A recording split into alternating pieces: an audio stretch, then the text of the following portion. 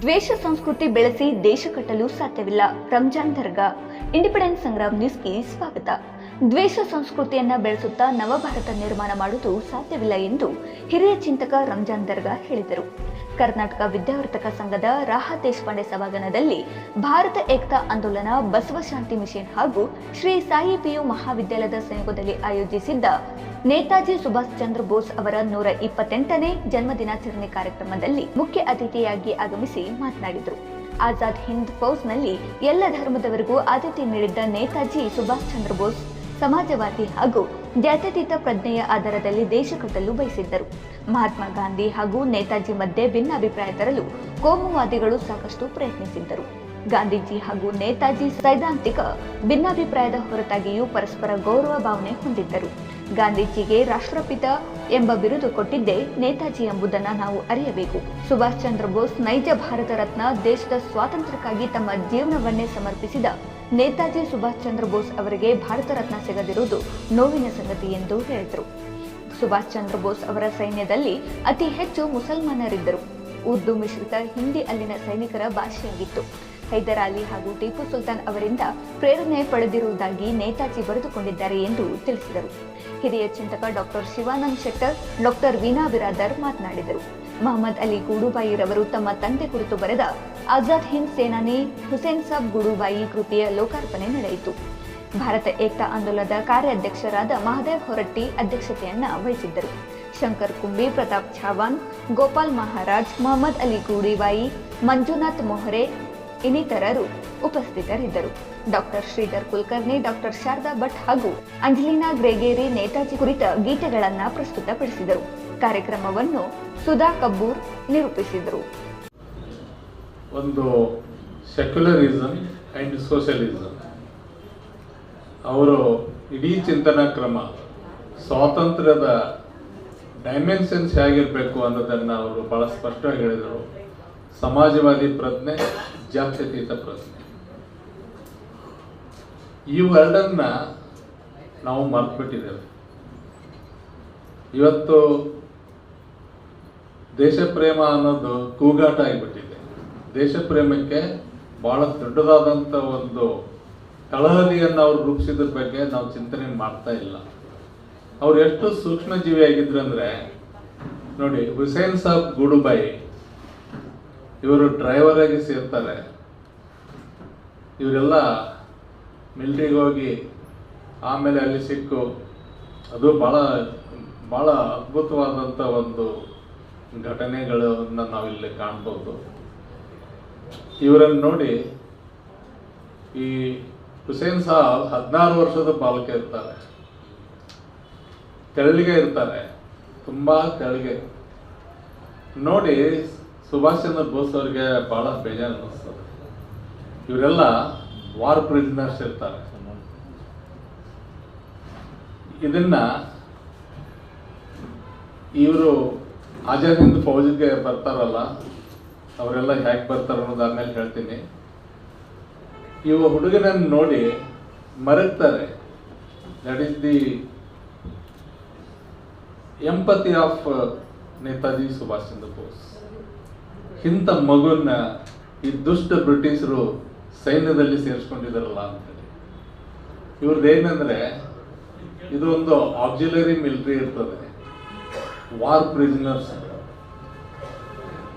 ಇವರೆಲ್ಲ ಜಪಾನ್ ದೇಶದ ವಿರುದ್ಧ ಹೋರಾಟ ಮಾಡ್ತಿದ್ದಾರೆ, ಇಂಡಿಯನ್ ಮಿಲಿಟರಿನಲ್ಲಿ ಇರ್ತಾರೆ. ಇದ್ದಾಗ ಈ ಜಪನೀಸು 45,000 ಈ ಭಾರತೀಯ ಅಂದರೆ ಬ್ರಿಟಿಷ್ ಇಂಡಿಯನ್ ಮಿಲಿಟರಿಯ 45,000 ಸೈನಿಕರನ್ನು ಹಿಡಿದಿರ್ತಾರೆ. ಆಮೇಲೆ ಅಲ್ಲಿ ಒಬ್ಬರು ಮೋಹನ್ ಸಿಂಗ್ ಅಂತ ಹೇಳಿ, ಹಿ ವಾಸ್ ಆಫೀಸರ್, ಮಿಲಿಟರಿಯಲ್ಲಿ ಆಫೀಸರ್ ಇರ್ತಾರೆ. ಅವರು ಏನು ಮಾಡ್ತಾರೆ ಅಂದರೆ, ಒಂದು ಒಪ್ಪಂದ ಆಗ್ತದೆ.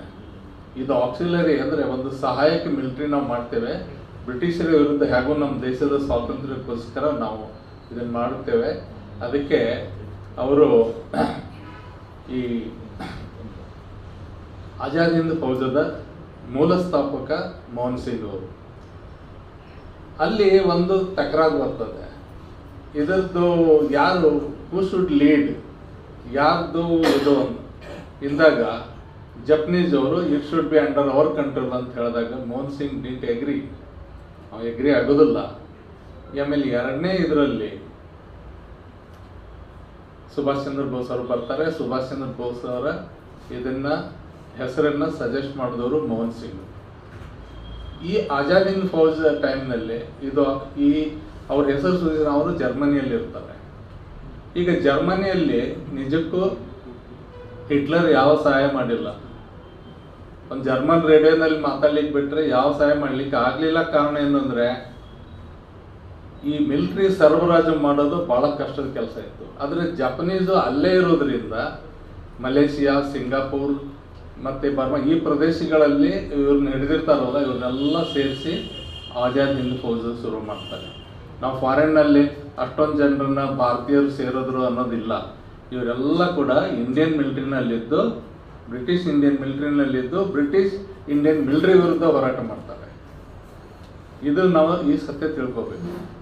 ಆಮೇಲೆ ಇವರು ಎಷ್ಟು ಅವರ ಒಂದು ವಿಷನ್ ಹೇಗಿತ್ತು, ಅವರ ಧ್ವಜ ಟಿಪ್ಪು ಸುಲ್ತಾನ್ನ ಹಾರುವ ಜಂಪ್ ಮಾಡುವ ಸಿಂಹದ ಈ ಹುಲಿಯ ಧ್ವಜ ಇತ್ತು.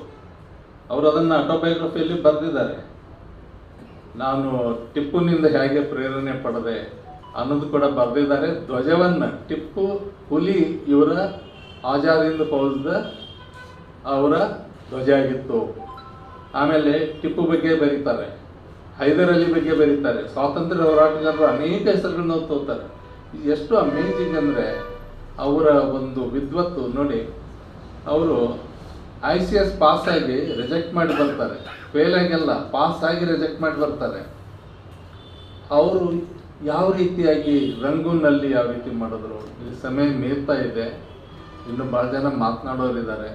ಅವರು ಬ್ಯಾಂಕಾಕ್ ಅಲ್ಲಿ ನೋಡಿ ಅಕ್ಟೋಬರ್ 2ಗೆ ಬ್ಯಾಂಕಾಕ್ ರೇಡಿಯೋದಿಂದ, ಥೈಲ್ಯಾಂಡಿನ ಬ್ಯಾಂಕಾಕ್ ರೇಡಿಯೋದಿಂದ ಅವರು ಮಹಾತ್ಮ ಗಾಂಧೀಜಿಯವ್ರ ಬಗ್ಗೆ ಮಾತಾಡ್ತಾರೆ. ಬಹಳಷ್ಟು ತಪ್ಪು ತಿಳ್ಕೊಂಡಿದ್ದಾರೆ. ಏನಂದ್ರೆ ಮಹಾತ್ಮ ಗಾಂಧೀಜಿ ಮತ್ತೆ ಸುಭಾಷ್ ಚಂದ್ರ ಬೋಸ್ ಮಧ್ಯೆ ಬಹಳ ಕಾಂಟ್ರಡಿಕ್ಷನ್ಸ್ ಇದ್ದು ಅಂತ ಅನ್ನೋದು ಒಂದು ಮಿತ್ ಅನ್ನ ಕ್ರಿಯೇಟ್ ಮಾಡಿದ್ರು ಕೋಮುವಾದಿಗಳು. ಇದನ್ನ ನಾವು ಅರ್ಥ ಮಾಡ್ಕೋಬೇಕು. ಆ ಮಿತ್ ಅನ್ನ, ಆ ಸುಳ್ಳನ್ನ ಹೊಡಿಬೇಕಾಗಿದೆ. ಅವರು ಇನ್ ಪ್ರೇಸ್ ಆಫ್ ಗಾಂಧೀಜಿ ಮಾತಾಡ್ತಾರೆ. ಅವರು ಬರೆದಿದ್ದಾರೆ, ಇವತ್ತು ರಾಷ್ಟ್ರಪಿತ ಅಂತ ಯಾರಾದರೂ ಹೆಸರು ಕೊಟ್ಟಿದ್ರೆ ಗಾಂಧೀಜಿಯವರಿಗೆ ಅವರು ನಮ್ಮ ಸುಭಾಷ್ ಚಂದ್ರ ಬೋಸ್ ಅವರು ಅನ್ನೋದನ್ನ ಮರಿಬಾರ್ದು. ಅವರು ಯಾವ ರೀತಿಯಾಗಿ ಚಿಂತನೆ ಮಾಡ್ತಾ ಇದ್ರು ಅವರ ಮಧ್ಯೆ ನೋಡಿ. ಅವ್ರು ಯಾವ ರೀತಿ ಇದ್ರು ಅಂದ್ರೆ 1938 ಮೊದಲು AICC ಪ್ರೆಸಿಡೆಂಟ್ ಆದಾಗ ಅವರು ಪ್ರೆಸಿಡೆನ್ಷಿಯಲ್ ಸ್ಪೀಚ್ ಅಲ್ಲಿ, ಅಧ್ಯಕ್ಷ ಭಾಷಣದಲ್ಲಿ ಏನ್ ಹೇಳ್ತಾರಂದ್ರೆ, ಹಿಂದೂ ರಾಷ್ಟ್ರ ಅನ್ನೋರಿಗೆ ಇಲ್ಲಿ ಸದಸ್ಯತ್ವ ಕೊಡಬಾರದು, ಮುಸ್ಲಿಂ ರಾಷ್ಟ್ರ ಅನ್ನೋರಿಗೆ ಇಲ್ಲಿ ಸದಸ್ಯತ್ವ ಕೊಡಬಾರದು, ಭಾರತೀಯರು ಅನ್ನೋರಿಗೆ ಅಷ್ಟೇ ಕೊಡಬೇಕು ಅನ್ನುವಂಥ ಒಂದು ಅಂಥ ಸೆಕ್ಯುಲರ್ ಆದಂಥ ಒಂದು ಮನಸ್ಸು. ಆಮೇಲೆ ಅವರ ಆಜಾದ್ ಹಿಂದ್ ಫೌಜ್ ಲ್ಯಾಂಗ್ವೇಜ್ ಯಾವುದಿತ್ತು ಅಂದರೆ ಹಿಂದಿ ಮಿಶ್ರಿತ ಉರ್ದು ಇತ್ತು. ಅವರು ಅದಕ್ಕೆ ನಾವು ಹಿಂದೂಸ್ತಾನಿ ಅಂತ ಕರಿತೇವೆ. ಸಂಪೂರ್ಣವಾಗಿ ಒಂದು 70-80% ಉರ್ದು ಭಾಷೆ ಎಲ್ಲ ಅಂದರೆ. ಆಮೇಲೆ ಇನ್ನೂ ನಿಮಗೆ ಆಶ್ಚರ್ಯ ಅನ್ನಿಸ್ತದೆ, ಎಲ್ಲ ಜನಾಂಗದವರು ಆಜಾದ್ ಹಿಂದ್ ಫೌಜಲ್ಲಿದ್ದರು. ಎಲ್ಲ ಸಿಖ್ಖರು, ಬೇರೆ ಹಿಂದೂಗಳು, ಮುಸ್ಲಿಮರು, ಅತಿ ಹೆಚ್ಚು ಸೈನಿಕರು ಆಜಾದ್ ಹಿಂದ್ ಫೌಜ್ನಲ್ಲಿದ್ದವರು ಮುಸ್ಲಿಮರು. ಅಂದರೆ ನಾ ಯಾಕೆ ಮಾತನ್ನು ಹೇಳ್ತೀನಿ ಅಂದರೆ, ನೇತಾಜಿ ಸುಭಾಷ್ ಚಂದ್ರ ಬೋಸ್ ಅವರ ಭಾರತದ ಪರಿಕಲ್ಪನೆ ಯಾವ ರೀತಿ ಇತ್ತು ಅನ್ನೋದಕ್ಕಾಗಿ ಮಾತನ್ನು ಹೇಳ್ತಾ ಇದ್ದೇನೆ. ನಾವು ಇವತ್ತು ಯಾವ ರೀತಿ ಈ ದೇಶವನ್ನು ಒಯ್ತಾ ಇದ್ದೇವೆ, ಯಾವ ಕಡೆನೋ ಹೋಗ್ತಾ ಇದ್ದೇವೆ. ದೇಶದಲ್ಲಿ ದ್ವೇಷ ಸಂಸ್ಕೃತಿ ಬೆಳೆಸ್ತಾ ದೇಶದ ಜನರನ್ನ ಜಗಳಕ್ಕೆ ಹಚ್ಚಿ, ಕೊಲ್ಲಿಕ್ಕೆ ಹಚ್ಚಿ, ಕೊಲ್ಲಿಸ್ಲಿಕ್ಕೆ ಹಚ್ಚಿ ಒಂದು ಭಾರತವನ್ನ, ನವ ಭಾರತವನ್ನ ನಿರ್ಮಾಣ ಮಾಡ್ಲಿಕ್ಕೆ ಸಾಧ್ಯ ಇಲ್ಲ. He was very clear about this. ನೋಡಿ ಮಿಲಿಟ್ರಿ ಬಗ್ಗೆ ನೀವು ನೋಡಿ, ಮಿಲಿಟ್ರಿನಲ್ಲಿ ನಮ್ಮ ಕಡೆ ಒಂದು ಗಾದೆ ಮಾತಿದೆ ಏನಂದ್ರೆ, ಯುದ್ಧದಲ್ಲಿ ಹುಟ್ಟು ದಂಡಿನಲ್ಲಿ ಬೆಳೆಯಿತು ಅಂತ. ಅಂದರೆ ಪಾಕಿಸ್ತಾನ ಬಾಂಗ್ಲಾದೇಶದ ಮೇಲೆ ಯುದ್ಧ ಮಾಡಿದಾಗ ನಮ್ಮದು ಮುಕ್ತಿ ಬಾಹಿನಿ ಇಂದಿರಾ ಗಾಂಧಿಯವರು ಇದ್ದಾಗ ಹೋಗಿದ್ದ ಸಂದರ್ಭದಲ್ಲಿ ನಿಮಗೆ ನೆನಪಿರ್ಬೋದು.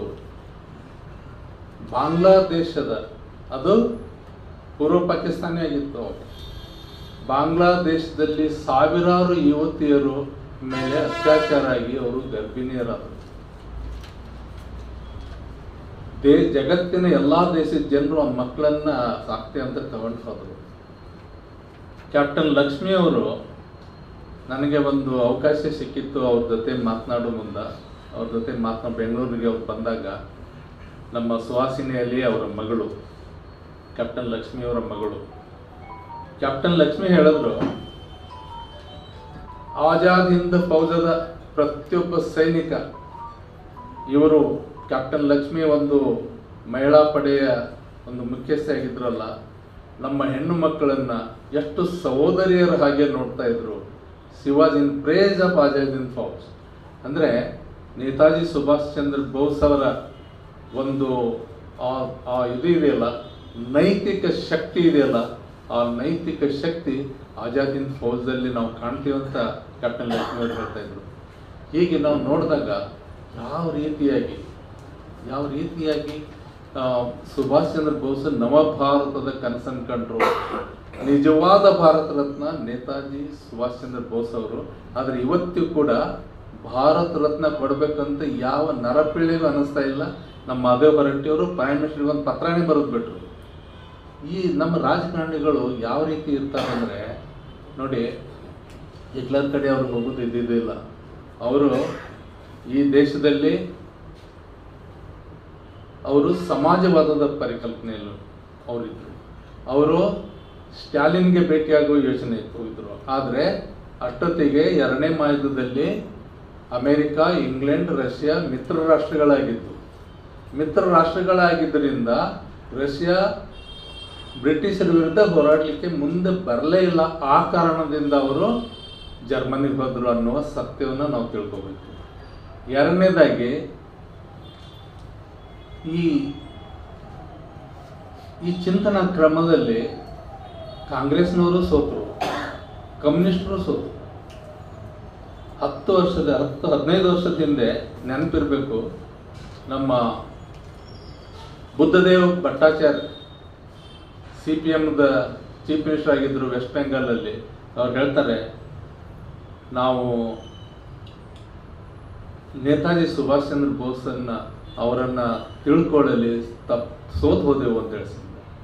ಯಾಕೆಂದರೆ ಅವ್ರೇನು ತಿಳ್ಕೊಂಡಿದ್ರು, ಇವರು ಜರ್ಮನಿಗೆ ಹೋಗಿದ್ದರೆ ಭಾಳ ದೊಡ್ಡದಾಗಿ. ಜರ್ಮನಿಗೆ ಯಾಕೆ ಹೋದರು, ಅವರು ಏನು ಕಾರಣದಿಂದ ಹೋದರು ನೋಡಿ. ಎಷ್ಟು ಮೋಹನ್ ಸಿಂಗ್ಗೆ ಸ್ವಾಭಿಮಾನ ಬಂತು, ಆದರೆ ದೇಶಾಭಿಮಾನ ಇದ್ದಿದ್ದು ನೇತಾಜಿಯವ್ರ ಜೊತೆ. ಅವರು ಆಕ್ಸಿಲರಿ ಮಿಲಿಟರಿ ಹೆಡ್ ಆಗಿ ಅವರು ಜಪಾನದ ಯಾವುದೇ ಇದನ್ನು ಕೂಡ ಅವರು ಕ್ವಶನ್ ಮಾಡದೆ, ದೇಶದ ಸ್ವಾತಂತ್ರ್ಯ ಮೊದಲು, ಆಮೇಲೆ ಇವೆಲ್ಲ ಇರ್ತವೆ. ಅವರು ತಮ್ಮ ಸ್ವಾಭಿಮಾನದ ಮುಂದೆ, ದೇಶದ ಅಭಿಮಾನದ ಮುಂದೆ ತಮ್ಮ ಸ್ವಾಭಿಮಾನವನ್ನು ಬದಿಗಿಟ್ಟು ಅವರು ಹೋರಾಟ ಮಾಡ್ತಾರೆ. ಅವರು ಭಾಳ ಕಡಿಮೆ ವರ್ಷ, ಅವರಿಗೆ 48-49 ವರ್ಷಕ್ಕೆ ಅವರು ಹುತಾತ್ಮರಾಗ್ತಾರೆ. ಎಂಥ ಒಂದು ಸಣ್ಣ. ಇದೇ ಸಂದರ್ಭದಲ್ಲಿ ನಾನು ಮರೆಯೋ ಮೊದಲು ಹೇಳ್ತೀನಿ, ಇವ್ರ ಜೊತೆ ಹುಸೇನ್ ಸಾಬ್ ಬೂಡುಬಾಯಿ ಜೊತೆ ಗೋರ್ಪಡೆ ಅನ್ನೋ ಒಬ್ಬರು ಸೈನಿಕರಿದ್ದರು ನಮ್ಮ ಧಾರವಾಡದವರು. ನಾವೊಂದು ವಿನಂತಿ ಮಾಡ್ತೀನಿ, ಗೋರ್ಪಡೆ ಅವರ ಮನೆತನವನ್ನು ಹುಡುಕಬೇಕು. ಅವ್ರಿಗೆ ಕೂಡ ನಾವು ಇಂಥದ್ದೊಂದು ಪುಸ್ತಕವನ್ನು ನಾನು ಬರೀತೀನಿ. ಯಾಕೆಂದರೆ ನಮ್ಮ ಧಾರವಾಡದ 2 ಹೆಮ್ಮೆ, ನಮ್ಮ ಹೆಮ್ಮೆಯ ಪುತ್ರರು ಹುಸೇನ್ ಸಾಬ್ ಬೂಡುಬಾಯಿ ಮತ್ತು ಗೋರ್ಪಡೆ. ಆ ಗೋರ್ಪಡೆ ಅವ್ರು ಏನು ಭಾಳ ದಿವಸದಲ್ಲಿ ನೋಡಿ, ಹುಸೇನ್ ಸಾಬ್ ಮಗನೇ ನಮ್ಮ ಜೊತೆ ಇದ್ದಾರೆ. ಆದ್ದರಿಂದ ಆ ಗೋರ್ಪಡೆ ಫ್ಯಾಮಿಲಿಯನ್ನು ನಾವು ಹುಡುಕಬೇಕು. ಆಮೇಲೆ ನಾನು ಖಂಡಿತವಾಗಿ ಪುಸ್ತಕವನ್ನು ಬರೆದು ಕೊಡ್ತೀನಿ. ಯಾಕಂದರೆ ಇಂಥ ಪುತ್ರರು ನಮ್ಮ ಧಾರವಾಡದಲ್ಲಿ ಅವರು ಇದ್ದರು. ಎಲ್ಲಿದ್ದರು ಇವರೆಲ್ಲ? ಅಲ್ಲಿ ಅವರು ಎಂತೆಂಥ ಅವರು ಮಲೇಷಿಯಾದಲ್ಲಿ, ಸಿಂಗಾಪುರದಲ್ಲಿ, ಮಲೇಷಿಯಾದು ಬಾಂಬ್ ಬಿದ್ದು ಆಮೇಲೆ ಇವ್ರಿಗೆ ಎಷ್ಟೊಂದು ಇವ್ರು ಸತ್ತು ನಮ್ಮ ಹುಸೇನ್ ಸಾಬ್ ಅವರು ಅಲ್ಲಿಂದ ಬಂದಿದ್ದಾರೆ. ಬಂದು ಪೊಲೀಸ್ ನೌಕರಿ ನೋಡಿ, ಕಾಯಕ ಅನ್ನೋದು ಹೇಗಿರ್ತದೆ ಅಂದರೆ, ಈ ಬಿಕೇಮ್ ಪೊಲೀಸಿಯರ್. ಆಮೇಲೆ ಪೊಲೀಸ್ ಆದಮೇಲೆ ರಿಟೈರ್ಡ್ ಆದಮೇಲೆ ಮನೆಯಲ್ಲಿ ಕೂಡಲಿಲ್ಲ, ಅವರು ಆಟೋ ಡ್ರೈವರ್ ಆದರು.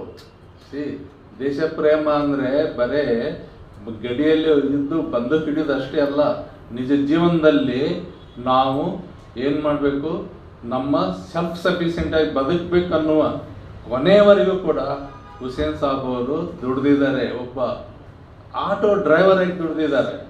ಇದು ನಮಗೆ ಸ್ಫೂರ್ತಿಯನ್ನು ಕೊಡಬೇಕು. ಇಂಥದ್ದನ್ನು ನಾವು ಗೋರ್ಪಡೆ ಅವ್ರನ್ನ ಹುಡುಕ್ಬೇಕು. ನಾವು ಖಂಡಿತ ಮಾಡೋಣ. ಬಿಜಾಪುರದವ್ರು 3 ಜನ ಇದ್ದಾರೆ. ಈಗ ನಾನು ಧಾರವಾಡ ಬಗ್ಗೆ ಮಾತಾಡ್ತಿರ್ತೀನಿ. ಇಲ್ಲ, ನಾನು ಇಷ್ಟೇ ಹೇಳೋದು, ಸಮಯ ಮೀರ್ತಾ ಇದೆ. The real personality of Netaji is very very important. ನೇತಾಜಿನ ಯಾವ ರೀತಿ ಬಳಸ್ಕೊಂಡ್ರು, ಕೋಮುವಾದಿಗಳು ಯಾವ ರೀತಿ ಬಳಸ್ಕೊಂಡ್ರು, ಇಲ್ಲ ಅವರು ಸತ್ತಿಲ್ಲ, ಅವರು ಪ್ಲೇನ್ ಎಲ್ಲ ಇದಾಗಿದೆ, 3rd ಡಿಗ್ರಿ ಬರ್ನಿಂಗ್ಸ್ ಆಗಿದೆ, ಎಲ್ಲ ಗೊತ್ತಿದೆ, ಕ್ರಿಯೇಟ್ ಮಾಡಿದ್ರು. ನೆಹರು ಮತ್ತು ಸುಭಾಷ್ ಚಂದ್ರ ಬೋಸ್ ಮಧ್ಯೆ ದ್ವೇಷ ತರಲಿಕ್ಕೆ ಪ್ರಯತ್ನ ಪಟ್ಟರು. ಗಾಂಧಿ ಮತ್ತು ಸುಭಾಷ್ ಚಂದ್ರ ಬೋಸ್ ಬಗ್ಗೆ ಮಧ್ಯೆ ಅವರು ಗುಳಿ ಹಿಂಡ್ಲಿಕ್ಕೆ ಪ್ರಯತ್ನ ಪಟ್ಟರು. ಎಲ್ಲ ಸೋತೋಗ್ಬಿಟ್ರು. ಇವತ್ತು ಎಲ್ಲವೂ ಪ್ರೂವ್ ಆಗಿದೆ ಇವತ್ತು. ಆದರೆ ಈ ಕಾಂಗ್ರೆಸ್ ಮೂರ್ಖರು ಒಂದು ಭಾರತ ರತ್ನ ಕೊಡೋ ಪ್ರಜ್ಞೆ ಇವರಿಗೆ ಬರಲಿಲ್ಲ. ಕೊಟ್ಟಿದ್ರು, ಇಂದಿರಾ ಗಾಂಧಿ ಅವರು ಕೊಟ್ಟಿದ್ರು. ಆವಾಗ ವಸ್ತು ಮೆಸಲೆ ಅಂತ ಹೇಳಿದರು. ಅಂದ್ರೆ ಅವ್ರು ತಿಳ್ಕೊಂಡಂತ ಕೊಡ್ತಾ ಇದ್ದೀವಿ ಅಂತ ಹೇಳಿದಾಗ ಇವರು ನೇತಾಜಿ ಕುಡಿಯೋರಿದ್ದಾರಲ್ಲ ಅವ್ರನ್ನ ವಿರೋಧ ಮಾಡಿದ್ರು. ಅದಕ್ಕೆ ಈಗ ಈ ವಿರೋಧ ಮಾಡೋದು ಇದಕ್ಕೆ ಹೇಳೋದು ಪಾಲಿಟಿಕ್ಸ್ ಅಂದ್ರೆ, ಈಗ ಬರಟ್ಟೆಯವ್ರು ಹೇಳೋದ್ರಲ್ಲಿ ಇದಕ್ಕೆ ಪಾಲಿಟಿಕ್ಸ್ ಅನ್ನೋದು. ನೇತಾಜಿಯವ್ರ ಬಗ್ಗೆ ಭಾಳ ಪ್ರೀತಿಯಿಂದ ಹೇಳ್ತಾನೆ, ದೂರ ಸರಿಸೋದು. ಯಾಕೆ ನಮ್ಮ ಅಂಬೇಡ್ಕರ್ ಕೊಡ್ಲಿಲ್ವಾ, MGR ಅವ್ರಿಗೆ ಕೊಡ್ಲಿಲ್ವಾ? ಇವತ್ತರ ಏನಾಗಿದೆ, Netaji real Bharat Ratna. Netaji is leader of all communities, leader of all communities. ಈ ದೇಶದ ಮುಸ್ಲಿಂ ಲೀಡರ್ ಯಾರು ಅಂದರೆ ನೇತಾಜಿ, ಹಿಂದೂಗಳ ಲೀಡರ್ ಯಾರು ಅಂದರೆ ನೇತಾಜಿ, ಸಿಖ್ಖರ ಲೀಡರು, ಕ್ರಿಶ್ಚಿಯನ್ರ ಲೀಡರು, ದಲಿತರ ಲೀಡರು, ಅವರಲ್ಲಿ ಯಾವ ಭೇದ ಭಾವ ಇದ್ದಿದ್ದಿಲ್ಲ. Very very fine personality. Real ಮಾತಾಡ್ತಾ ಈ ಹಾಡಿನಲ್ಲಿ ನಮ್ಮ ಹೊರಟ್ಟಿಯವರು ಮಹಾತ್ಮ ಅಂತ ಶಬ್ದ ಬಳಸಿದ್ರು. Netaji was real Mahatma. ಅವರ ಇಡೀ ಪರ್ಸನಾಲಿಟಿ ಇದೆಯಲ್ಲ, ಇದು ರೋಮಾಂಚನಕಾರಿಯಾಗಿದೆ. ಇವತ್ತು ನಾವು ಎಂಥ ವಿಚಿತ್ರ ಜನಗಳಂದರೆ, ನೇತಾಜಿ ಬಗ್ಗೆ, ಅವರ ವ್ಯಕ್ತಿತ್ವದ ಬಗ್ಗೆ, ಅವರ ಘನತೆಯ ಬಗ್ಗೆ ನಾವು ಅತ್ಯಂತ ಅಜ್ಞಾನಿಗಳಾಗಿದ್ದೇವೆ. ಈ ದೇಶದ ರಾಜಕಾರಣಿಗಳು, ಈ ದೇಶದ ಶಿಕ್ಷಣ ತಜ್ಞರು, ಈ ದೇಶದ ನಿಮ್ಮಂಥವರು, ಸಾಹಿತಿಗಳು. ಆದ್ದರಿಂದ ನನಗೆ ಒಂದು ಮನಸ್ಸಿನಲ್ಲಿ ಬಹಳ ದಿವಸದಿಂದ ಈ ನೋವಿತ್ತು, ಇದನ್ನ ತೋಡ್ಕೊಳ್ತಾ ಇದ್ದೀನಿ. ಮತ್ತು ಹುಸೇನ್ ಸಾಬ್ 16 ವರ್ಷದ ಹುಡುಗನನ್ನು ನೋಡಿದಾಗ ಅವರ ನೋವೇನು ವ್ಯಕ್ತಪಡಿಸ್ತಾರಲ್ಲ, ರಿಯಲ್ ನೇತಾಜಿ ಅಲ್ಲಿದ್ದಾರೆ. ಯಾವನಿಗೆ ಹೃದಯ ಇರೋದಿಲ್ವೋ, ಯಾವನಿಗೆ ಅಂತಃಕರಣ ಇರೋದಿಲ್ವೋ, ಅವನು ಯಾವ ಕಾಲಕ್ಕೂ ಒಬ್ಬ ಶೂರನಾಗಲಿಕ್ಕೆ ಸಾಧ್ಯ ಇಲ್ಲ, ವೀರನಾಗಲಿಕ್ಕೆ ಸಾಧ್ಯ ಇಲ್ಲ. ಅವನು ತಾನು ಒಬ್ಬ ನಿಜವಾದ ಕ್ರಾಂತಿಕಾರಿ ಆಗಬೇಕಾದ್ರೆ ನಿಜವಾದ ಅಂತಃಕರಣದವನು ಆಗಿರಬೇಕು ಅನ್ನೋದನ್ನು ಅವರು ತಮ್ಮ ನಡವಳಿಯಲ್ಲಿ ತೋರಿಸ್ಕೊಟ್ಟಿದ್ದಾರೆ. ಗಾಂಧೀಜಿಯವ್ರ ಬಗ್ಗೆ ಎಷ್ಟು ಪ್ರೀತಿ ಮಾಡಿದ್ದಾರೆ, ಎಷ್ಟು ಹೇಳಿದ್ದಾರೆ. ಕೊನೆಯವರೆಗೂ ಕೂಡ ಗಾಂಧೀಜಿಯವರನ್ನು ಹೊಗಳ್ತವಾಗ ಬ್ಯಾಂಕಾಕಲ್ಲಿ ಗಾಂಧೀಜಿಯವರು ಪುಣಾದ ಜೈಲಿನಲ್ಲಿ ಇರ್ತಾರೆ. ಸಮಯ ಮೀರ್ತಾ ಇದೆ. ಮತ್ತೆ ಕೂಡ ಮತ್ತೆ ನಾವು ನೇತಾಜಿಯವರು ಆವಾಗ ಪ್ರೈಮ್ ಮಿನಿಸ್ಟರ್ ಅಟ್ಲಿ ಹೇಳ್ತಾರೆ, labour party prime minister Bharat ದೇಶಕ್ಕೆ ಕೊನೆಗೆ ಸ್ವಾತಂತ್ರ್ಯವನ್ನು ಟ್ರಾನ್ಸ್ಫರ್ ಮಾಡಿದವರು ಮೌಂಟ್ ಬ್ಯಾಟನ್ ಮುಖಾಂತರ. ಆವಾಗ ಅಟ್ಲಿ ಅವರು ಮಾತು ಹೇಳ್ತಾರೆ, ಈ ದೇಶಕ್ಕೆ ಸ್ವಾತಂತ್ರ್ಯ ಕೊಡಬೇಕಾದ್ರೆ ನಾವು ಇನ್ನೂ ಕೊಡ್ತಿರ್ಲಿಲ್ಲ. ಯಾಕಂದರೆ ಬ್ರಿಟಿಷರ ವಿರುದ್ಧ, ಹಿಟ್ಲರ್ ವಿರುದ್ಧ ಹೋರಾಟ ಮಾಡಿದಾಗ ಬ್ರಿಟಿಷರು ಮತ್ತು ಅಮೇರಿಕ ಇವೆಲ್ಲ ತಂಡಗಳಿಗೆ ಭಾರತ ದೇಶ ಸಹಾಯ ಮಾಡಿತು. ಆವಾಗ ನೇತಾಜಿಯವರು ಫ್ಯಾಸಿಸಮ್ ವಿರುದ್ಧ, ಹಿಟ್ಲರ್ ವಿರುದ್ಧ ಹೋರಾಟ ಮಾಡ್ತಿದ್ರು. ಜರ್ಮನಿಯಲ್ಲಿ ಇದು ಭಾಳ ತಿಳ್ಕೊಂಡ್ರೆ ಭಾಳ ಇಂಪಾರ್ಟೆಂಟ್ ಪ್ರಶ್ನೆ. ಜರ್ಮನಿಯಲ್ಲಿ ಫ್ಯಾಸಿಸ್ಟ್ ಶಕ್ತಿ ವಿರುದ್ಧ ನೇತಾಜಿಯವರು ಗುಂಪು ಕಟ್ಟಿ ಹೋರಾಟ ಮಾಡ್ತಿದ್ರು. ಅಷ್ಟು ಅವರಲ್ಲಿ ಕೆಚ್ಚಿತ್ತು. ಆದರೆ ಅಲ್ಲಿಂದ ಬಂದು ಅವರು ಜಪಾನ್ನ ಹೊಲಿಸ್ಕೊಂಡು ಈ ಒಂದು ದೊಡ್ಡ ಆರ್ಮಿಯನ್ನು ತಯಾರು ಮಾಡಿದರು. ಅದಕ್ಕೆ ಅಟ್ಲಿ ಒಂದು ಮಾತು ಹೇಳ್ತಾರೆ, ನಾವು ಈ ದೇಶಕ್ಕೆ ಸ್ವಾತಂತ್ರ್ಯ ಕೊಡಬೇಕಾದ್ರೆ ಭಾರತದ ಭೂಸೇನೆಯಲ್ಲಿ ಒಡಕಾಯಿತು, ಭಾರತದ ವಾಯುಸೇನೆಯಲ್ಲಿ ಒಡಕಾಯಿತು, ಭಾರತದ ನೌಕಾಪಡೆಯಲ್ಲಿ ಒಡಕಾಯಿತು. ಅದಕ್ಕಾಗಿ ನಾವು ಭಾರತ ದೇಶಕ್ಕೆ ಈಗ ನಾವು ಸ್ವಾತಂತ್ರ್ಯ ಕೊಡಬೇಕಾಯಿತು ಅಂತ ಹೇಳ್ತಾರೆ. ಗಾಂಧೀಜಿ ಹೋರಾಟ ಒಂದು ಕಡೆ ಆದರೆ, ಸುಭಾಷ್ ಚಂದ್ರ ಹೋರಾಟದಿಂದ ನಾವು ಹೆದರಿಬಿಟ್ಟು ಬ್ರಿಟಿಷರು ಅಂತ ಹೇಳ್ತಾರೆ. ಅಂದರೆ ಅಂಥ ಒಂದು ಆ ಶಕ್ತಿ ಸುಭಾಷ್ ಚಂದ್ರ ಆ ಒಂದು ಅವ್ರಲ್ಲಿ ಇತ್ತು.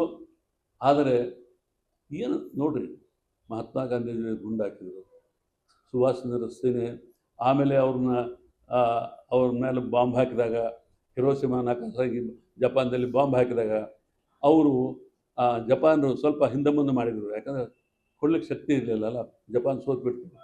ಆವಾಗ ಅಷ್ಟು ಜನರನ್ನ ಸೆರೆ ಹಿಡಿದ್ರು. 20-30 ಲಕ್ಷ ಜನರನ್ನ ಬ್ರಿಟಿಷ್ ಸೈನ್ಯನ, ಆಜಾದಿ ಸೈನ್ಯ ಜನರನ್ನ ಸೆರೆ ಹಿಡಿದ್ರು. ಇಡೀ ದೇಶದ ತುಂಬ ಮಹಾತ್ಮ ಗಾಂಧಿ ಮುಖಾಂತರ ಪ್ರೊಟೆಸ್ಟ್ ಮಾಡಿದರು. ಅವರು ಟ್ರಯಲ್ ಮಾಡೋದನ್ನ ಬಿಟ್ಟರು.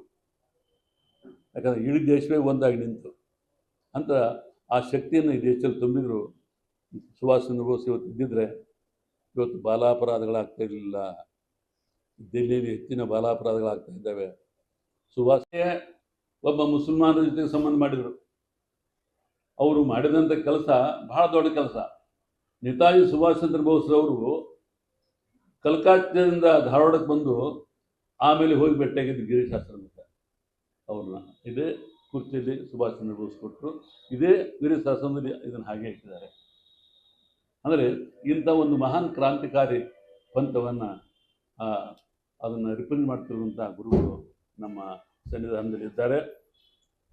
ಇಲ್ಲಿ ಧಾರವಾಡಕ್ಕೆ ನೇತಾಜಿಯವರು ಬಂದಾಗ 12/7/1939 ನಮ್ಮ ಅಜ್ಜ ಈ ಬೂದಾಳ ಮಠದವ್ರನ್ನ ನಾವು ನೆನೆಸ್ಬೇಕು. ಇವರೇ ಅವರನ್ನ ಕರ್ನಾಟಕಕ್ಕೆ ಕರ್ಕೊಂಡವರು, ಇವರೇ ಅವರನ್ನು ಧಾರವಾಡಕ್ಕೆ ಕರ್ಕೊಂಡವರು. ಇಲ್ಲಿ ಅನ್ನಪೂರ್ಣ ನಾಟಕ ಮಂದಿರ ಅಂತಿತ್ತು, ಅಲ್ಲಲ್ಲ ಇದಕ್ಕೆ ವಿಜಯ ಟಾಕೀಸ್ ಅಂತ ಮಾಡಿದ್ದಾರೆ.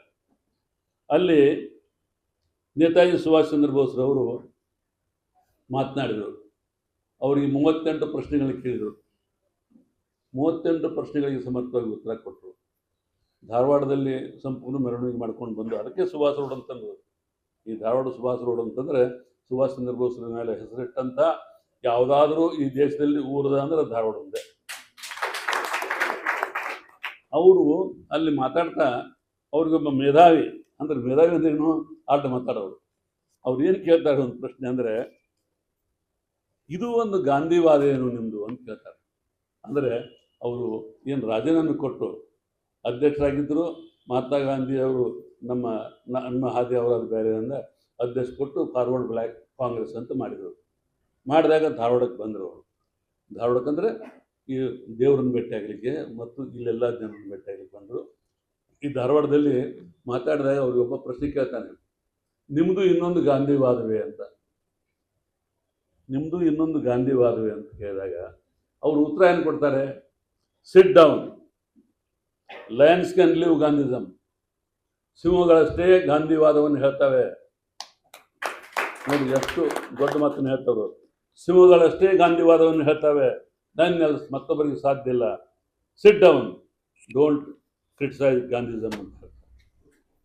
ಅಂದರೆ ಮಹಾತ್ಮ ಗಾಂಧಿಯವರ ಬಗ್ಗೆ ಯಾರಾದರೂ, ಜವಾಹರ್ಲಾಲ್ ನೆಹರು ಅವರಿಗೆ ಅಧಿಕಾರ ಸಿಕ್ತು, ಪ್ರಧಾನಮಂತ್ರಿ ಆದರು, ಅವ್ರ ಮಗಳು ಪ್ರಧಾನಮಂತ್ರಿ ಆದರು, ಮೊಮ್ಮಗ ಪ್ರಧಾನಮಂತ್ರಿ ಆದರು, ಯಾರಾದರೂ ಒಬ್ಬರು ತಾತ್ವಿಕ ಭಿನ್ನಾಭಿಪ್ರಾಯ ಇದ್ದು ಸಹಿತ ಮಹಾತ್ಮ ಗಾಂಧಿಗೆ ಈ ಜಗತ್ತಿನಲ್ಲಿ ಯಾರಾದರೂ ಅತ್ಯುನ್ನತ ಗೌರವ ಕೊಟ್ಟದ್ದಾದರೆ ಅದು ನೇತಾಜಿ ಸುಭಾಷ್ ಚಂದ್ರ ಬೋಸ್ ಅವರು. ಅವರು ಜಪಾನ್ದಲ್ಲಿಂದ ಮಾತನಾಡಿದ್ರು ಸಹಿತ, ರೇಡಿಯೋದಲ್ಲಿ ಜರ್ಮನಿಯಿಂದ ಮಾತಾಡಿದ್ರು ಸಹಿತ ಅದು ರಾಷ್ಟ್ರಪಿತ ಅಂತ ಸಂಬೋಧಿಸ್ತಾ ಮಾತಾಡ್ತಿರ್ಲಿಲ್ಲ.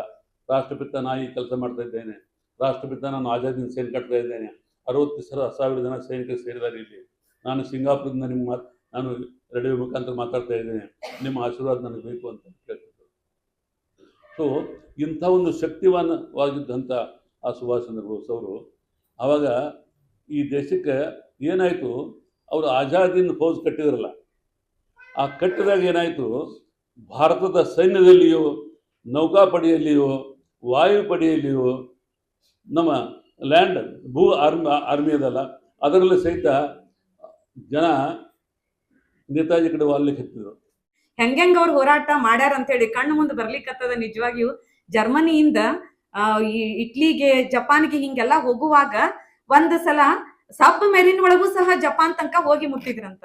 ಅಲ್ಲಿಯೂ ಸಂಘಟನೆ ಮಾಡೋಣ ಅಂತ ಹೇಳಿ. ಇನ್ನೊಂದು ಸಲ ಭಾರತದೊಳಗ ಇವರು ಬ್ರಿಟಿಷರು ಹುಡುಕ್ಲಿಕ್ಕತ್ರಂತ ಇವ್ರನ್ನ. ಇದೆಲ್ಲ ಉಗ್ರ ಇವ್ರದ್ದು ಭಾಷಣಗಳು, ಉಗ್ರ ಚಳುವಳಿಯ ರೂಪ ಇದೆಲ್ಲವನ್ನ ನೋಡಿ ಬಂಧನ ಮಾಡೋಣ ಅಂತೇಳಿ ಬ್ರಿಟಿಷರು ಹುಡುಕೋವಾಗ ಒಂದು ಸಣ್ಣ ಮನಸ್ಸು ಇವರೆಲ್ಲ ಗುಂಪಿನೊಳಗ, ನಾವು ಪಲಾಯನ ಮಾಡೋದಿಲ್ಲ, ಪಲಾಯನ ಮಾಡೋದು ಬೇಡ, ಆದ್ರೆ ಅಕಸ್ಮಾತ್ ಇಲ್ಲಿ ನಾವು ಸಿಕ್ವಿ ಅಂತಂದ್ರ ನಮ್ಮ ಹೋರಾಟ ಮುಂದುವರಿಯಂಗಿಲ್ಲ, ನಮ್ಮ ಕಲ್ಪನೆ, ನಮ್ಮ ದೂರದೃಷ್ಟಿ, ನಾವ್ ಏನ್ ಅನ್ಕೊಂಡೇವಿ ಅದು ಸಕ್ಸಸ್ ಆಗಂಗಿಲ್ಲ ಅಂತ ಅನ್ಕೊಂಡು ಪಠಾಣನ ವೇಷ ಧರಿಸಿಕೊಂಡು ಮಾರು ವೇಷದೊಳಗ ಅಲ್ಲಿ ಬರ್ಲಿನಿಗೆ ಹೋಗ್ತಾರಂತ. ಇಲ್ಲಿ ಬ್ರಿಟಿಷರೆಲ್ಲ ಹುಡುಕೋತ ಕೂತಿರ್ತಾರಂತ, ಅಲ್ಲೇ ಇಲ್ಲೇ ಇವ್ರನ್ನೆಲ್ಲ ಹುಡುಕುವಾಗ ಎಂತ ಗ್ರೇಟ್ ಅಚೀವ್ಮೆಂಟ್. ಬರ್ಲಿನ್ ಒಳಗ ರೇಡಿಯೋದಿಂದ ಅವ್ರದ್ದು ಧ್ವನಿ ಸುರುಳಿ ಒಳಗ ಎಲ್ಲರ ಜೊತೆ ಮಾತನಾಡ್ಲಿಕ್ಕೆ ಬಿಡ್ತಾರಂತ. ರೇಡಿಯೋದೊಳಗ ಹೆಂಗ್ ಇಮ್ಯಾಜಿನ್ ಮಾಡ್ಕೊಳ್ಲಿಕ್ಕೂ ಸಾಧ್ಯ ಇಲ್ಲ ಅಂತ ಘಟನೆ. ಇಲ್ಲಿ ಅವ್ರನ್ನ ಹುಡುಕುವ ಸಂದರ್ಭ, ಅಲ್ಲಿ ಬರ್ಲಿನ್ದೊಳಗೆ ಇಡೀ ಜಗತ್ತನ್ನು ಉದ್ದೇಶಿಸಿ ಅವರ ಭಾಷಣ. ಇಂತಹ ಹಲವಾರು ಘಟನೆಗಳು ಅವರ ಜೀವನದ ಜೊತೆಗೆ ಭಾರತದ ದೇಶದ ಪ್ರೇಮ, ದೇಶಭಕ್ತಿ, ದೇಶಕ್ಕೆ ಸ್ವಾತಂತ್ರ್ಯ ತಂದು ಕೊಡೋಣ ಅಂತೇಳಿ ಹಗಲಿರುಳು ಶ್ರಮ, ಇದೆಲ್ಲದರ ಜೊತೆಗೆ ಬಹಳಷ್ಟು ಘಟನೆಗಳು ಹಾಸು ಹೊಕ್ಕಾಗ್ಯಾವ. ಇನ್ನೊಂದು ಕಡೆ ಅಂಡಮಾನ ನಿಕೋಬಾರಕ್ಕೆ ಹೋಗ್ತಾರಂತ. ಅದೊಂದು ಓದುವಾಗ ಬಹಳ ನನಗ ಮೈ ಜುಮ್ ಅನಿಸಿದ್ದು, ಅಷ್ಟ ಮನಸ್ಸಿಗೆ ಹತ್ತಿದ್ದು. ಅಲ್ಲಿ ಹೋಗ್ತಾರಂತ, ಅಂಡಮಾನ್ ನಿಕೋಬಾರಕ್ಕೆ ಹೋಗಿ ಹೆಂಗ ಆ ನೆಲದ ಮೇಲೆ ನಿಲ್ತಾರಂತ. ನಿಂತು ಎರಡೂ ಕೈಯಲ್ಲಿ ಮಣ್ಣನ್ನ ತಗೊಂಡು, ಇದು ನನ್ನ ಭಾರತ, ನನ್ನ ಹೆಮ್ಮೆಯ ಭಾರತದ ಪವಿತ್ರ ಮಣ್ಣು ಅಂತ ಹೇಳಿ ಮಣ್ಣನ್ನ ಪವಿತ್ರವಾಗಿ ಕಣ್ಣಿಗೆ ಒತ್ಕೊಂಡು ಮೈ ಮೇಲೆ ಸುರುಕೊಂಡು ಅಷ್ಟು ಆನಂದ ಭಾಷ್ಮದ ಜೊತೆಗೆ ಆ ಒಂದು ಸ್ವಾತಂತ್ರ್ಯದ ಒಂದು ರೋಮಾಂಚನವನ್ನ ಅವರು ಅನುಭವಿಸಿದ್ದು ಒಂದು ಪ್ರಸಂಗದ. ಅಲ್ಲೇ ಅಂಡಮಾನ ನಿಕೋಬಾರಕ್ಕ ಶಹೀದ್ ಮತ್ತು ಆಜಾದ್ ಅಂತ ಹೆಸರಿಟ್ಟಿದ್ದು ಅದ. ಇದೆಲ್ಲಾ ಹೋರಾಟದ ಜೊತೆಗೆ ಸ್ವತಂತ್ರ ಮಂತ್ರಿ ಮಂಡಳ ಸ್ಥಾಪನೆ ಮಾಡ್ಕೊಂಡ್ರು, ತಮ್ಮದ ಒಂದು ರಾಜ್ಯವನ್ನ ಅಂತ ಅನ್ಕೊಂಡ್ರು. ನಿಜಕ್ಕೂ ಇವೆಲ್ಲ ಅವತ್ತಿನ ಕಾಲಘಟ್ಟದೊಳಗ ಅವಾಗ ಅತಿ ಫಾಸ್ಟ್ ಆಗಿ ಸ್ವಾತಂತ್ರ್ಯ ಹೋರಾಟ ಚಳವಳಿ ನಡೆದಿತ್ತು. ಅದ ಟೈಮಿಗೆ 1942 ಗಾಂಧೀಜಿ ಮಾಡು ಇಲ್ಲವೇ ಮಡಿ ಹೋರಾಟ ಘೋಷಣೆ ಮಾಡಿದ್ದು. ಇದೆಲ್ಲದರ ಮಧ್ಯೆ ಇಡೀ ವಿಶ್ವದಾದ್ಯಂತ ಸಂಚಾರ ಮಾಡಿ, ಅಲೋನ್ ಪರ್ಸನ್, ಒಬ್ಬನೇ ಒಬ್ಬ ವ್ಯಕ್ತಿ ಇಡೀ ವಿಶ್ವದಾದ್ಯಂತ ಬೇರೆ ಬೇರೆ ಬೇರೆ ದೇಶಗಳಿಗೆ ಹೋಗಿ ಅಲ್ಲಿಂದ ಸಹಾಯವನ್ನ ಪಡ್ಕೊಂಡು ಅದರಿಂದ ಸೇನೆಯನ್ನ ಕಟ್ಟಿ ಭಾರತಕ್ಕೆ ಸ್ವಾತಂತ್ರ್ಯ ತಂದು ಕೊಡ್ತೀನಿ ಅಂತ ಛಲದಿಂದ ನಿಂತಾರಲ್ಲ, ಅವರ ನಮ್ಮ ಒಬ್ಬ ನೇತಾಜಿ, ಒಬ್ಬರೇ ಒಬ್ಬ ನೇತಾಜಿ. ಅವರಿಂದ ಅಷ್ಟ ಸಾಧ್ಯ ಅದ. ಇದು ಬಹಳ ಮನಸ್ಸಿನಿಂದ ಇವತ್ತ ಇದನ್ನ ಇಲ್ಲಿ ಹೇಳಲಿಕ್ಕೆ ಅಷ್ಟ ಹರ್ಷ ಅನಿಸ್ತದ. ಅದಾದ ನಂತರ 1945 ಸುಮಾರಿಗೆ ಇವೆಲ್ಲ ಇನ್ನೂ ಬೇರೆ ಬೇರೆ ಸಂಘಟನೆಗಳು ಪ್ಲಾನ್ ಇದ್ದು ಅಂತ, ಇನ್ನೂ ಹೋರಾಟ ಮಾಡೋಣ, ಭಾರತಕ್ಕ ಡೈರೆಕ್ಟ್ ಆಗಿ ಬಂದು ಸ್ವಾತಂತ್ರ್ಯ ಘೋಷಣೆ ಒಳಗ್ ನುಗ್ಗಿ ಬ್ರಿಟಿಷರ್ನ ಹೊರಗೆ ಹಾಕೋಣ ಅಂತ ಅನ್ಕೊಂಡು ಮನಸ್ಸಿನಲ್ಲಿ ಅದನ್ನ ಗುರಿಯನ್ನ ಇಟ್ಕೊಂಡು ಮತ್ತೆ ಜಪಾನಿಗೆ ಹೊರಟಿದ್ರಂತ. ಅದ ಟೈಮಿಗೆ ಇಂಫಾಲ ಒಳಗ ಬಾಂಬ್ಗಳ ಸುರಿಮಳೆ ಆಗ್ಲಿಕ್ಕತ್ತಂತ, ಬ್ರಿಟಿಷರ ಬಾಂಬ್ಗಳ ಸುರಿಮಳೆ. ಅವಾಗ ಅವ್ರ ಸಹಾಯಕ ಒಬ್ಬನ ಹೇಳ್ತಾನಂತ, ದುರಂತ ಇದು, ಬಹಳ ಕೆಟ್ಟ ಅನಿಸ್ತದ, ಇನ್ನೂ ಇದ್ರ ಏನೇನ್ ಸಾಧನೆ ಮಾಡ್ತಿದ್ರು, ಭಾರತ ಮಾತೆಯ ಸ್ವಾತಂತ್ರ್ಯಕ್ಕಾಗಿ ತಮ್ಮ ಪ್ರತಿಯೊಂದು ಕಣದಲ್ಲೂ ಸ್ವಾತಂತ್ರ್ಯ, ಭಾರತ ಮಾತೆ, ಭಾರತಾಂಬೆ ಇಷ್ಟನ್ನ ತುಂಬಿಕೊಂಡು ಜೀವಿಸಿದಂತ ವ್ಯಕ್ತಿಗೆ ಸ್ವಾತಂತ್ರ್ಯ ಇನ್ನೊಂದ್ 2 ವರ್ಷದೊಳಗ ಅವ್ರ ಕಣ್ಣು ಮುಂದೆ ಸಿಕ್ಕಿತ್ತಂದ್ರ ಅದು ಎಷ್ಟು ಖುಷಿ ಪಡ್ತಿದ್ರು, ಎಷ್ಟು ಅವ್ರ ಆತ್ಮಕ್ಕ ತೃಪ್ತಿ ಆಗ್ತಿತ್ತು. ಆದ್ರ 1945 ಇಂಫಾಲದೊಳಗ ಆ ಘಟನೆ ಶುರು ಆದಾಗ ಅವರ ಸಹಾಯಕರು, ಬೇಡ, ನಿಮ್ಮ ಸಂಕಲ್ಪ ಸಕ್ಸಸ್ ಆಗ್ಬೇಕಂದ್ರ ನೀವು ಇಲ್ಲಿಂದ ಹೋಗಿ ಜಪಾನ್ ಒಳಗೆ ನಿಂತು ಮತ್ತೆ ನೀವು ಸಂಘಟನೆ ಮಾಡ್ರಿ, ಸೈನ್ಯ ತಗೊಂಡು ಬಂದು ಇಲ್ಲಿ ನಾವು ಗೆಲ್ಲಿಕ್ಕೆ ಸಾಧ್ಯ ಅದ ಅಂತ ಹೇಳಿದಾಗ ಒಪ್ಕೊಂಡು ಪ್ಲೇನ್ ಹತ್ತಾರಂತ, ವಿಮಾನ ಹತ್ತಾರ. ಜಪಾನಿನ ಹತ್ತಿರ, ತೈವಾನ್ ಹತ್ತಿರ ತೈಪೆ ಅಂತ ಅನ್ನುವಲ್ಲಿ ಘೋರ ದುರಂತ ಆಗಿ ನಾವೆಲ್ಲರೂ ನೇತಾಜಿಯನ್ನ ಕಳ್ಕೊಳ್ಳುವಂತಹ ಒಂದು ಪ್ರಸಂಗ ಬಂತು. ದುರಂತ ಅಂತ್ಯ ಅನಿಸ್ತದ. ಇದ್ರ ಇನ್ನು ಏನ್ ಮಾಡ್ತಿದ್ರು, ಹೆಂಗ ಬದಲಾವಣೆಯನ್ನ ತರ್ತಿದ್ರು, ಯಾವ ರೀತಿ ಅಲ್ಲಿ ಅಧಿಕಾರದೊಳಗ ಪಾಲ್ಗೊಳ್ತಿದ್ರು, ಇದೆಲ್ಲ ಅನಿಸ್ತದ.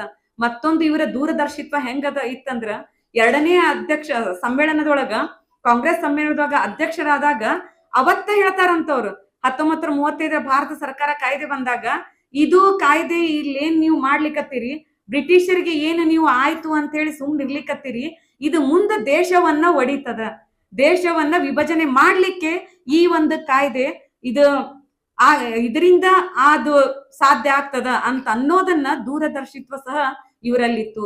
ಇಂತಹ ಎಲ್ಲ ಇನ್ನೂ ಹಲವಾರು ಘಟನೆಗಳು ಸುಭಾಷ್ ಚಂದ್ರ ಬೋಸರ ಜೊತೆಗೆ ಅವರ ಜೀವನದಲ್ಲಿ ಹಾಸು ಹೊಕ್ಕಾಗ್ಯಾವು. ಅವೆಲ್ಲವೂ ನಮಗ ಒಂದು ಇವತ್ತ ಆದರ್ಶಪ್ರಾಯವಾಗಿ ಅವರ ಜೀವನ, ಅವರ ಬದುಕು, ದೇಶಕ್ಕಾಗಿ ತುಡಿಯುವ ಅವರ ಮನಸ್ಸು, ಅವರ ತುಡಿತ, ಇವೆಲ್ಲವೂ ನಿಮ್ಮೆಲ್ಲರಿಗೂ ಇವತ್ತ ಒಂದು ಮಾರ್ಗದರ್ಶಕವಾಗ್ಯವು, ಪ್ರೇರಕವಾಗ್ಯವು. ನಮ್ಮ ವಿದ್ಯಾರ್ಥಿಗಳಿಗೆ ಇವೆಲ್ಲವೂ ಸಹ ಅವರ ಜೀವನದಲ್ಲೂ ಏನು ಬಂದರೂ ಎದುರಿಸುವಂತಹ ಒಂದು ಶಕ್ತಿಯನ್ನ, ಮನಸ್ಥೈರ್ಯವನ್ನ ನೀಡುವಂತಹ ಒಂದು ಜೀವನ ನಮ್ಮ ನೇತಾಜಿಯವರದ್ದು.